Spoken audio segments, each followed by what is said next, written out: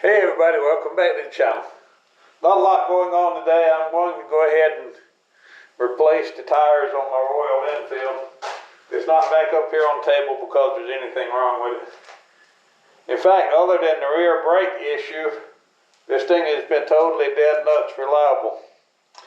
I still have a couple of sets of brand new relays because I heard the relays were such a problem on them that I've never installed. It's got a little over 6,000 miles on it now. This is the original tire. It was the seat rear tire from India. And I've never been after ultimate performance with this bike. It was always about styling and commuting. Of course, that also means that this tire is worn square. You can see the grooves are about gone here in the center, but I didn't get it leaned over very much. I'm a motorcycle commuter, not a canyon carver. And the fastest way to run the 5 o'clock 500 is straight up and flying. So let's get started here. I'll show you how to take it off.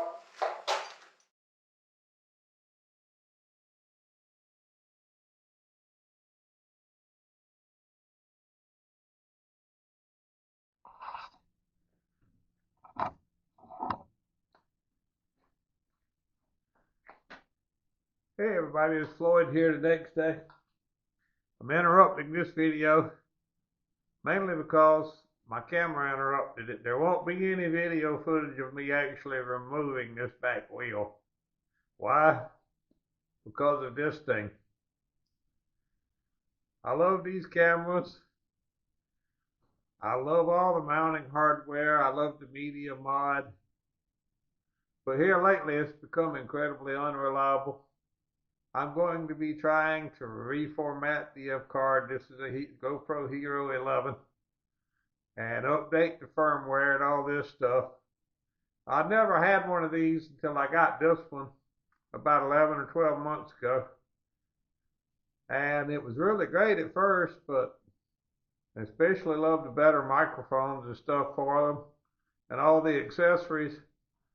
But if it's just going to stop in the middle of a video for no reason, then I can't depend on it.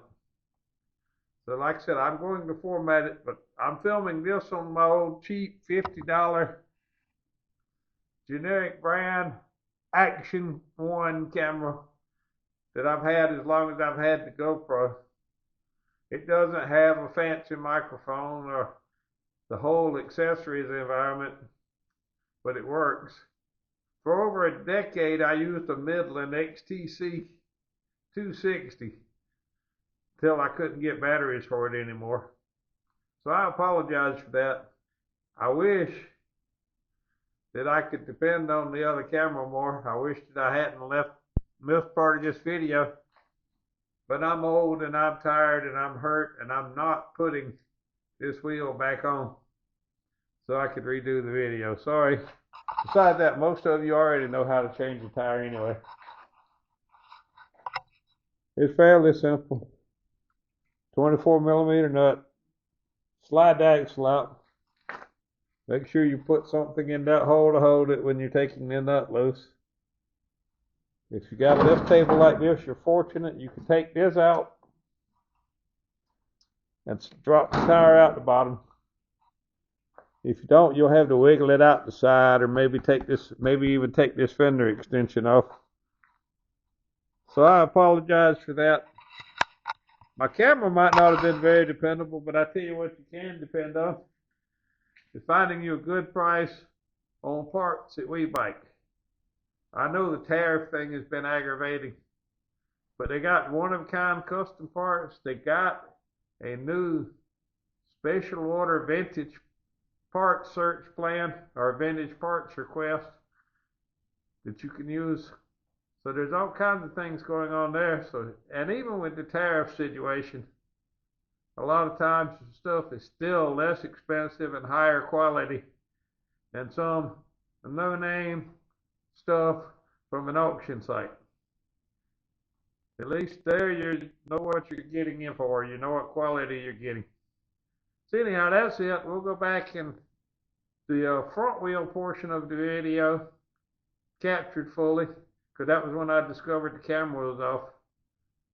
But that's it. I just want to get and apologize for that. I wasn't going to post this video at all, but I decided what the heck, I'd go ahead. I need some content for this week.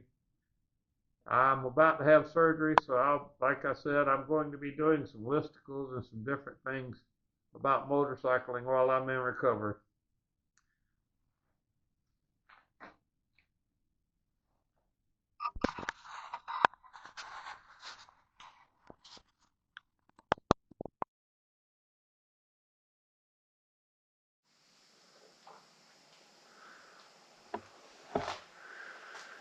Even though it's on the center stand, I had some straps on the front anyway, just to make sure. We're going to pull a couple things loose here so you don't mess anything up. We'll start. One is the sensor for the anti-lock brakes.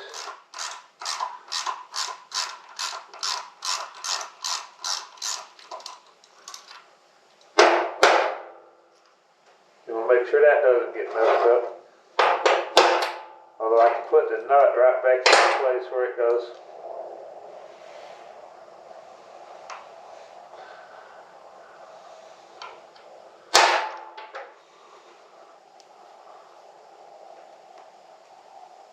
Then we want to take the brake caliper off.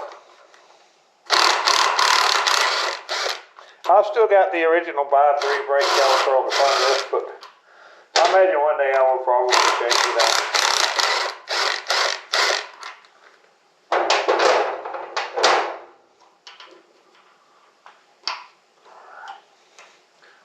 This wire to that little clip. That way it can dangle. Now you will look here and you will see I have my jack up under the front. I'm going to pull these straps loose now and raise the front end up off the ground. Or off the table in this case.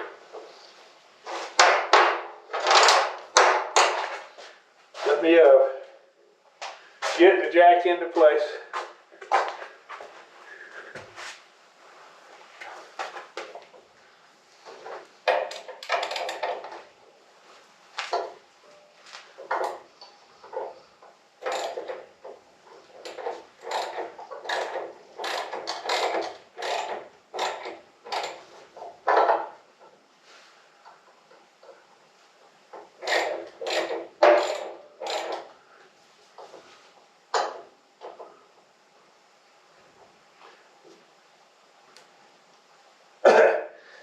Even if you don't have a motorcycle lift table, one of these scissor lift platform jacks is a great thing to have, as long as it's got the adjustable frame pads on it too.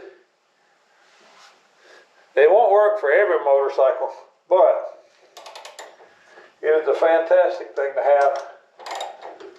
It's kind of keep a hand on it. Feel that it's steady. Okay, see, the front wheel is now clear of the ground. And it was, and that's as far up as I want to go with that. Set these straps out of the way for a minute.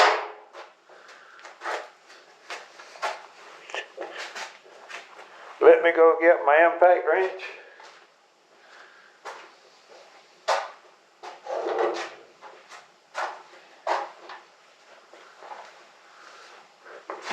On the back side of the rear wheel, rear axle, it had a hole at the other end where you could put a nut. On this bike, on the front end, right here,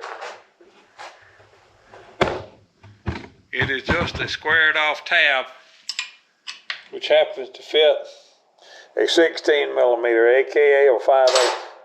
It also has a pinch bolt under here as well. The first thing we're going to do is remove the nut.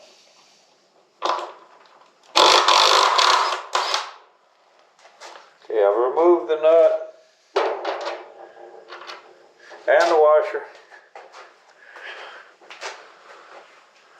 Now we'll take out the pinch bolt.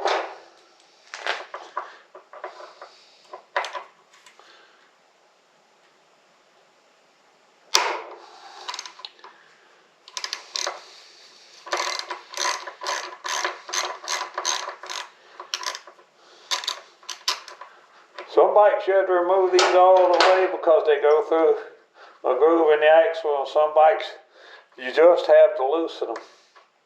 I've never worked on taking the front wheel off of this bike before, so I'm going to remove it all the way just in case.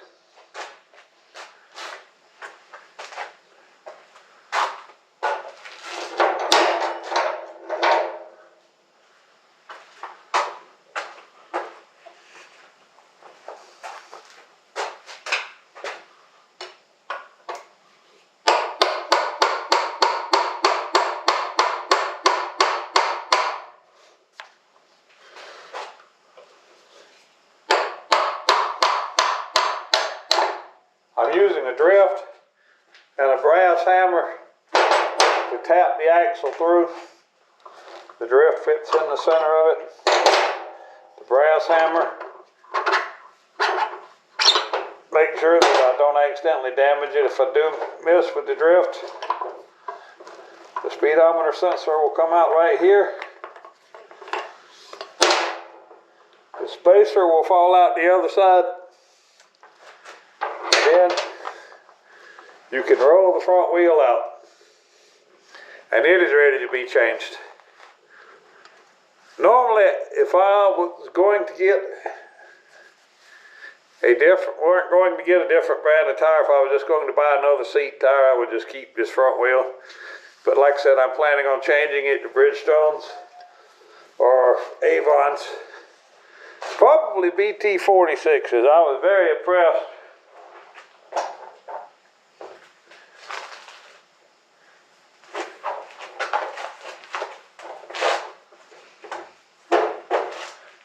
I was very impressed years ago when I purchased a set of, believe it or not, Battle Axe tires for a scooter to go on the front of a Honda Helix of all things.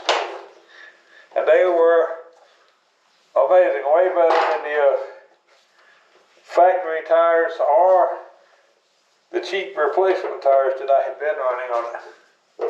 I'm going to put this back on the handlebars, mainly just keep them from swinging around too much while it's sitting up here.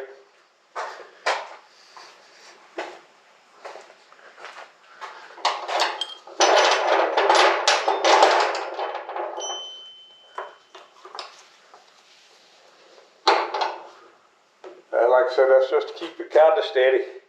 I'll go ahead and put the different nuts, bolts, and spacers back together in the places they go.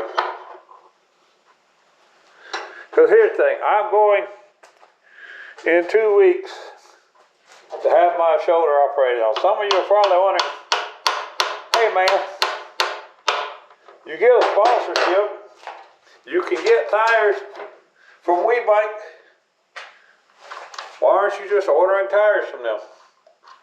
Well, that's part of a long story, but it comes down to a man knowing his limitations. The trouble with my shoulder started about 15 or 16 years ago. I used to change all my tires on even the worst junk. I won't call out the name brand, but they were a top name brand set of 24-inch, made in USA tire irons. And I changed the tire. The tire irons didn't do anything wrong. But I actually managed to bend one of them. And in the process of bending it, I injured my arm. I injured my shoulder then. And while I didn't wind up having surgery and stuff, the doctor bills from having the shoulder repaired have more than erased any savings that I got from doing my own tires. So that's why I will always take these to a dealership, buy tires from them, and get my tires changed. Of course, if the recycle gear were closer, I might use them, or some shop like that. I mean, if you got the proper equipment And you can change tires. I'm not changing tires again on anything bigger than a small dirt bike or a Honda 70 Passport or Cub ever again. It's just not worth the price of the injuries that I have from doing it. Now, like I say, I bent that tire iron and tore my shoulder up. And I tried using some of the cheap adapters, because at the time I also had one of those, the Harbor Freight tire changer with the motorcycle and tire adapter for it, plus the $150 worth of aftermarket upgrades it took to make that particular pile of junk work. And I actually, matter of fact, it was the first time I fixed a flat on this. It still scratched the rims all up. I had to go back and repolish my rear rim. Fixing a puncture on a bike with like 1,000 miles on it. I literally took it down, dismantled it, carried it to the scrap yard, the entire thing, because it just wasn't worth the trouble. If I ever get a chance to buy a real professional tire changing machine that is powered, that has all the proper accessories, I'll get it and I'll start back changing my own tires. But I'm just a hobbyist. I'm not doing this for a living, so it's highly unlikely that will ever happen.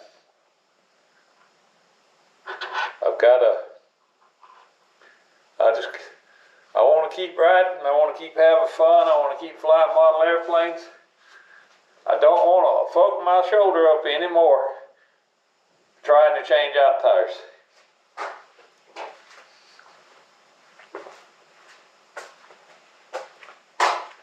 In case you're wondering, yes, I know how to do it. I've done hundreds of them.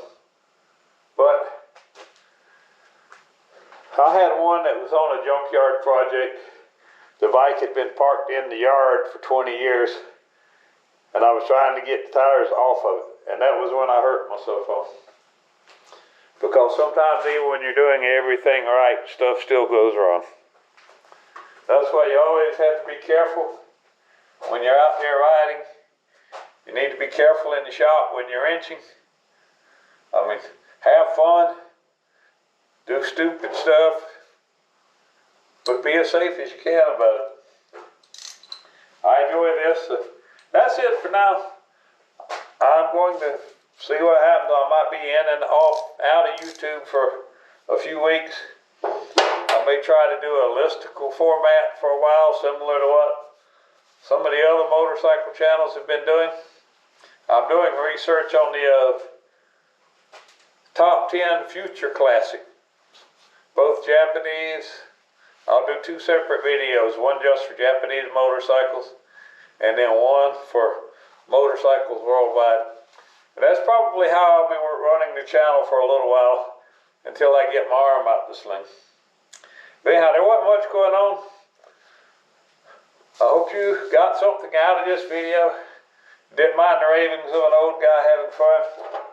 I'm going to try to get this done and back together next week before I go get surgery on my shoulder. So y'all keep riding, keep wrenching, and stay crazy.